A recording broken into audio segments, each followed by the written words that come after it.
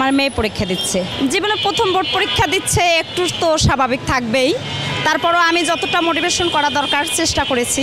এবছরের পরীক্ষার পরিবেশ মানে বিগত কত বছরে দেখি নাই, আশ্চর্য ব্যাপার। পরিবর্তনের কারণ দেশের তো অনেক কিছু পরিবর্তন হয়েছে, এটা ওইটারই একটা অংশ।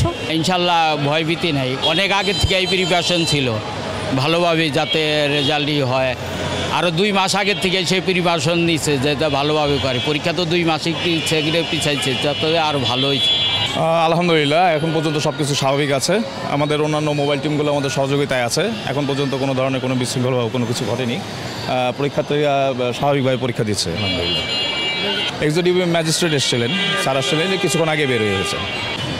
আমার বড় ছেলে প্রায় 3 মাস থেকে মানে বেশি একটু আগ্রহ পড়তো, তারপরও 3 মাস থেকে আরও বেশি একটু আগ্রহ।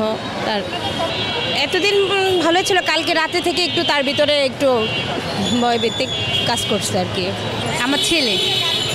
আমার ছেলেটা অবশ্য একটাই ছেলে, তো বেশি আদরের বেশি একটা লেখাপড়া করতে চায় না। ওকে বাধ্যতামূলক মানে করে মানে বলে তারপরে ওর পড়া লাগতেছে আর কি।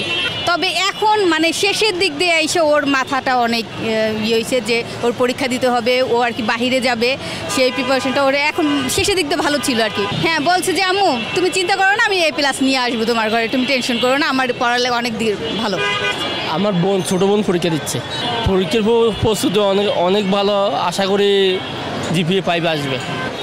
ভালোই, কিন্তু বাকিটা ঈশ্বরের ইচ্ছা।